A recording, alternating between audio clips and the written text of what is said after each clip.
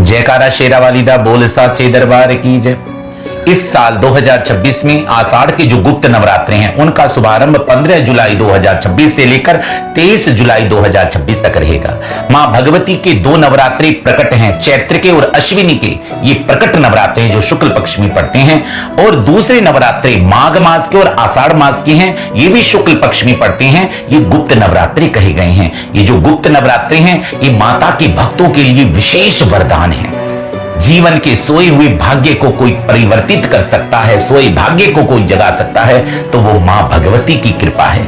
अगर जीवन में कुछ आपको अभी तक प्राप्त नहीं हुआ और आपके भाग्य में भी नहीं लिखा है, जो भाग्य को भी बदल देती हैं, जो तकदीर के मुंह को भी मोड़ देती हैं, वो तो जगजननी मां भगवती जगदम्बा है।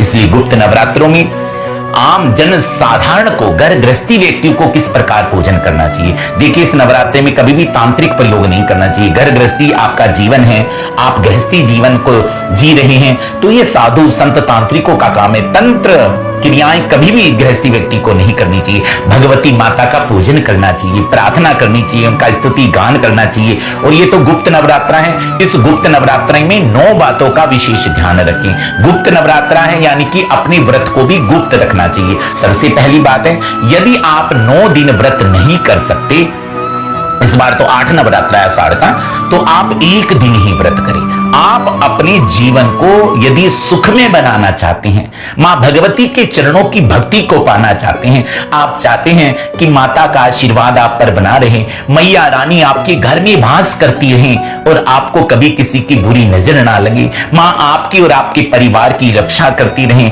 वो रक्षा जब करती हैं तो महाकाली बन जाती हैं, ज्ञान देती हैं तो मां सरस्वती का स्वरूप बन जाती हैं, और वही माता जब वैभव देती हैं तो महालक्ष्मी का रूप बन जाती हैं। इसलिए सर्वप्रथम बात यह है कि आप पूरे नवरात्रि का व्रत नहीं रख सकते इस गुप्त नवरात्रि में, तो 1 दिन का व्रत करें। 1 दिन भी व्रत नहीं कर सकते तो माता की आराधना रोज पूजा करें, चाहे 1 पुष्प चढ़ाए, फूल चढ़ाए, लेकिन इस गुप्त नवरात्रि में जरूर माता की आराधना करें।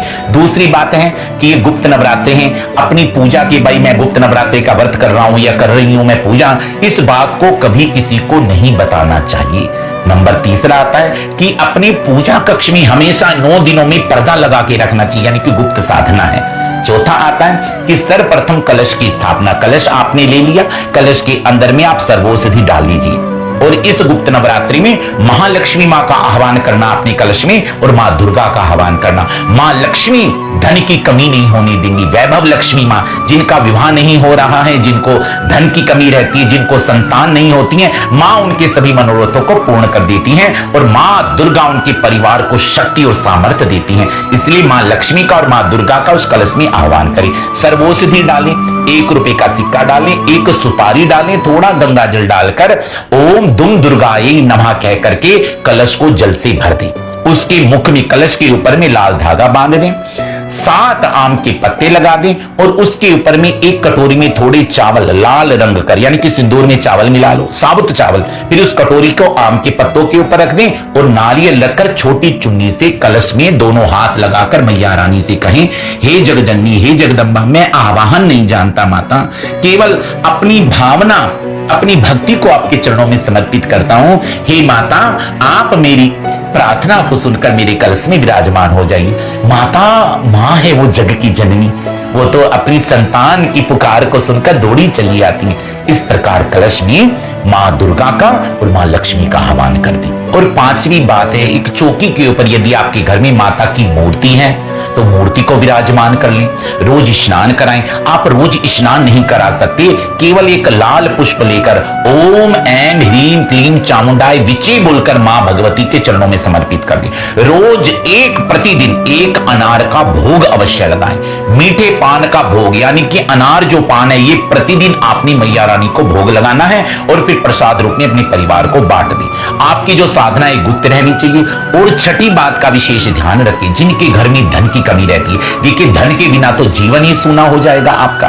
धन किसको नहीं चाहिए भाई, पूजा पाठ चाहिए तो दक्षिणा चढ़ानी पड़ती है, तब यज्ञ संपन्न होते हैं। और देखिए यहां पर यज्ञ की पत्नी दक्षिणा है और नारायण की पत्नी मां लक्ष्मी है, इसलिए मां लक्ष्मी के आह्वान के लिए हे माता आप हमारे घर में आओ, माता को बुलाया जाता है मां लक्ष्मी को। तो उसके लिए कमल कट्ठे की माला लेकर कम से कम इन नवरात्रों में, जो गुप्त नवरात्रि हैं, रोज एक माला जाप, स्त्री भी करें पुरुष भी करें बच्चे भी करें, एक माला जाप। आपको एक माला जाप करने में कम से कम 2 या 3 मिनट का समय लगेगा।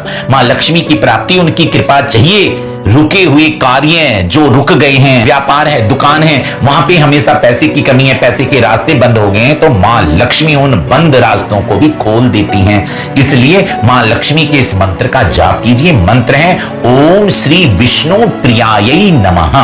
दोबारा सुन लीजिए, ओम श्री विष्णु प्रियायै नमः।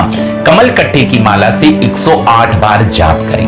और दूसरा है, आपको शक्ति चाहिए, सामर्थ्य चाहिए, समाज में सम्मान चाहिए, आपके परिवार को किसी की बुरी नजर ना लगे और मां भगवती की भक्ति, माता रानी की कृपा आपके परिवार पर बरसती रहे, आपकी सभी मनोकामनाएं पूर्ण होती रहें, उसके लिए इस 9 अक्षर के मंत्र का जाप करें 108 बार। मंत्र इस प्रकार है, ओम ऐं ह्रीं क्लीं चामुंडाय विच्चे। ये महाशक्तिशाली माता रानी का मंत्र है, इसका जाप करें। और नंबर 7वीं बात का ध्यान रखें कि माता लक्ष्मी की प्रसन्नता के लिए प्रतिदिन पेठे की मिठाई का भी भोग लगाने से माता लक्ष्मी बड़ी प्रसन्न हो जाती हैं। और नंबर 8 पर आता है, ललिता सहस्त्र नाम का पाठ पढ़ें। यदि आप ललिता सहस्त्र नाम का पठन नहीं कर सकते तो उसको सुने। अगर पूरा ललिता सहस्त्र नाम आप सुन नहीं सकते तो केवल इन 2 श्लोकों का पाठ अवश्य सुने। श्लोक इस प्रकार हैं, ओम ऐं ह्रीं श्रीं श्रीमात्रे नमः।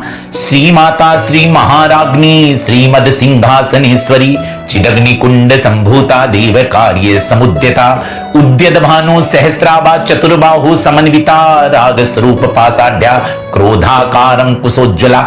इतना आप सुन लेंगे, इतना भी नहीं सुन सकते तो केवल इस मंत्र को सुन ले, श्री माता श्री महाराज्ञी श्रीमद सिंहासनेश्वरी चिदग्निकुंड संभूता देव कार्य समुद्यता। इसको मोबाइल में ही सुन लीजिए। 9 दिन ललिता सहस्त्र नाम के एक श्लोक को भी जो सुन लेता है, मां भगवती जगजननी उसकी सभी मनोकामनाओं को पूर्ण कर देती हैं। और नंबर 9 पर आता है, जिन बेटियों का विवाह नहीं हो रहा वो इस नवरात्रि में माता रानी को 9 हरे रंग की और 9 लाल रंग की चूड़ियां लेकर एक नारियल में लाल कलावे से बांध करके थोड़ी सी दक्षिणा रखकर लाल सिंदूर लगाकर माता रानी के मंदिर में 9 दिन तक प्रतिदिन चढ़ाएं और मंदिर के सामने खड़े होकर दुर्गा चालीसा का पाठ करें। और जिन पुरुषों का, जिन लड़कों का विवाह नहीं हो रहा वो मां भगवती के चरणों में बैठ करके एक तो विंध्येश्वरी चालीसा का पाठ करें और दूसरा मीठे पान का भोग प्रतिदिन इस गुप्त नवरात्रि में यदि आप लगाएंगे तो मां भगवती आपके विवाह के संयोग को खोल देगी।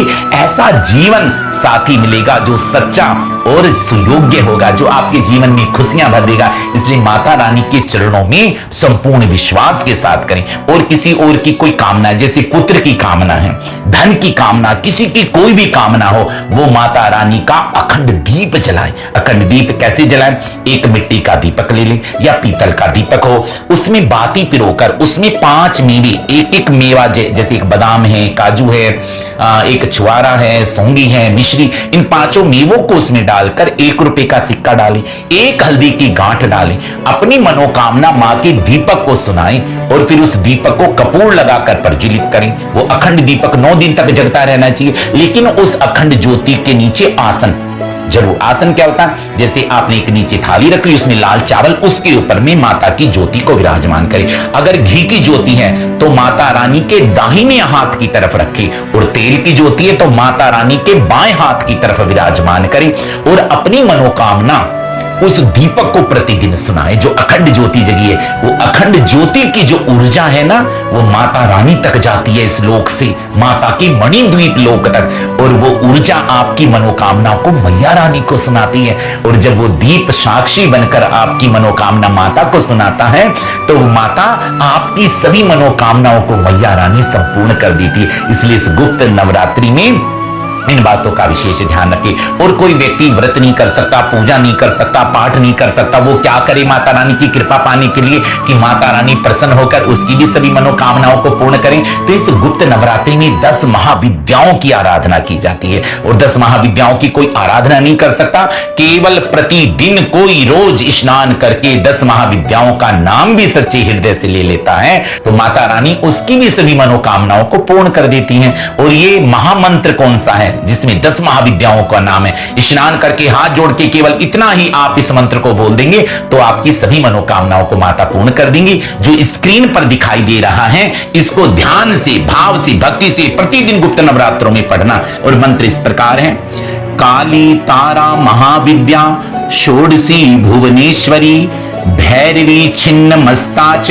विद्या धूमावती तथा बंगला सिद्धि विद्या च मातांगी कलात्मिका एतः 10 महाविद्यायः सिद्ध विद्याया प्रकृतितः। केवल ये मंत्र बोलने से, 10 महाविद्याओं का नाम ले लेने से मां बड़ी प्रसन्न होती है। इसलिए इस गुप्त नवरात्रि में इस महाउपाय को अवश्य कीजिए। मां भगवती आपकी सभी मनोकामनाओं को पूर्ण करें। आप के हृदय में यदि माता की भक्ति छू गई है, ये बातें छू गई हैं, हमारे चैनल को सब्सक्राइब अवश्य कीजिए। कमेंट में जय माता दी अवश्य लिखिए और आने वाली वीडियो को देखने के लिए बेल आइकन को अवश्य दबाइए। और जाते जाते आप सुखी रहें, समृद्ध रहें, माता रानी की कृपा बनी रहे। इसी भाव के साथ में सभी को जय माता दी।